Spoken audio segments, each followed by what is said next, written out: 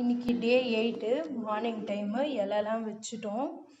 கீழ் ரேக்குக்கு வைக்கணும். பார்த்திங்கன்னா வந்து இது எத்தனாவது வேலை தீனி பார்த்திங்கன்னா 6வது வேலை. மார்னிங்கில் 6வது வேலை கொடுத்துருக்கோம். பூச்சி பார்த்திங்கன்னா நல்லா இலை சாப்பிடும். இந்த 5 6 வேலை தான் நல்லா சாப்பிடும். அதனால் தழை நல்லா கொடுங்க. கரெக்டாக வந்து 8வது வேலை மோல்டிங் 8வது வேலைக்கு அப்புறம் வந்து 4th மோல்டிங் உட்காருமா அப்படின்லாம் இல்லை. நம்ம இலை வந்து நல்ல எனர்ஜியாக நல்ல ஊட்டச்சத்து உள்ள இலையை கொடுத்தோம்னா 7வது வேலையிலே வந்து பூச்சி உட்காந்துரும். நல்ல இலையாக கொடுத்தோம். இலையில் இருக்கிற சத்தை பொறுத்து தான் மோல்டிங் உட்காரது. அது இல்லாமல் நம்ம ஈவனாக வந்து பூச்சை வளர்க்கணும். அதுக்கு போதுமான அளவுக்கு நம்ம வந்து இலையை கொடுக்கணும். இலையில வந்து தழை சத்து எல்லாமே இருந்துச்சுன்னா கண்டிப்பாக வந்து மோல்டிங் பார்த்திங்கன்னா வந்து 7வது வேலை தீனி சாப்பிட்றதுலேயும் வந்துடும். 8வது வேலைக்கு பூச்சி போகாது. அந்த அளவுக்கு நம்ம கவனமாக நம்ம பூச்சை பார்க்கணும். இங்கே பார்த்திங்கன்னா பூச்சி நல்லா சாப்பிட்ற சவுண்டும் கேட்கும்.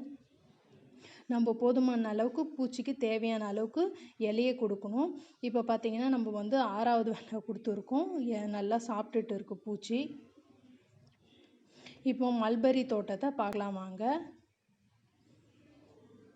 இதாங்க எங்கள் மல்பரி தோட்டம். இப்போ இது நட்டு வந்து ஒரு 3 மாதம் கிட்ட தான் ஆகுது.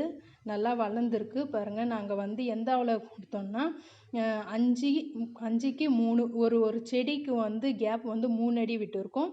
இந்த நீட்டில் பார்த்திங்கன்னா 5 அடி விட்டுருக்கோம். ஏன் 5 அடி விட்டுருக்கோன்னா நாங்கள் பவர் டில்லர் வச்சுருக்கோம். அதை வச்சு ஓட்டுறதுக்காக ஏற்ற மாதிரி நாங்கள் வச்சுருக்கோம். இந்த செடிக்கு நடுவில் வந்து நாங்கள் ஆள் வச்சு களை வெட்டிடுவோம். எவ்வளோ க்ளீனாக வச்சுருக்கோம் பாருங்கள். எல்லாத்துக்கும் மண்புழு உரம்லாம் போட்டு நல்லா க்ளீனாக வச்சுருக்கோம். இந்த இடம் பார்த்திங்கன்னா வந்து இப்போது தழை கட் பண்ணி வர இடம். இந்த மாதிரி தான் நாங்கள் வந்து செடியை வந்து கட் பண்ணி விடுவோம். இது வந்து பார்த்திங்கன்னா வந்து ஒரு 4 நாளில் வந்து மொக்கு வந்துடும். அதனால் நீங்கள் கட் பண்ண வந்து செடியை வந்து க்ளீன் பண்ணி விட்டுருங்க. அப்போ தான் வந்து அது நம்ம அடுத்த பேட்சுக்கு வந்து ஒரு 20 நாள் கேப்லேயே வந்து நல்லா அடுத்த பேட்ச் வைக்கிற மாதிரி வரும். நீங்கள் சப்போஸ் ஒரு 2 ஏக்கராக வச்சுருந்தீங்கன்னா வந்து நீங்கள் பண்ணி வைங்க. ஒரு பிளான் பண்ணி வைங்க. மாதம் நம்ம பேட்ச் வைக்கிற மாதிரி. இப்போ மாதம் நிறைய பேர் பேட்ச் வைக்கிறாங்க. வருஷத்துக்கு வந்து 12 பேட்ச் கூட சிலர் எடுக்கிறாங்க. பாருங்கள், மார்னிங் போட்ட இலையை வந்து எல்லா பூச்சும் வந்து சாப்பிட்டுட்டு இருக்குது. அங்கே இங்கே 1 2 தான் வச்சுட்டு இருக்குது. இருந்தாலும் வந்து இப்போது 1 2 மோல்டிங் உட்கார்ற மாதிரி இருக்குது. அதனால் வந்து நாங்கள் இலை வந்து திட்டமாக வைக்கலாம் அப்படின்ட்டு. இது 7th வேலை 7வது வேலை தீனி.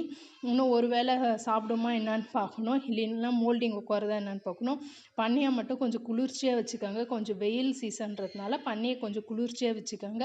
அப்பப்போ வந்து பாகர் யூஸ் பண்ணுங்கள். சப்போஸ் பாகர் இல்லாதவங்க நம்ம நார்மல் வந்து தண்ணியிலே வந்து ஸ்ப்ரே பண்ணலாம். நைட் டைம் இலை சாப்பிட்றதுனால கொஞ்சம் இலையை ஸ்டாக் பண்ணி வச்சுருக்கோம்.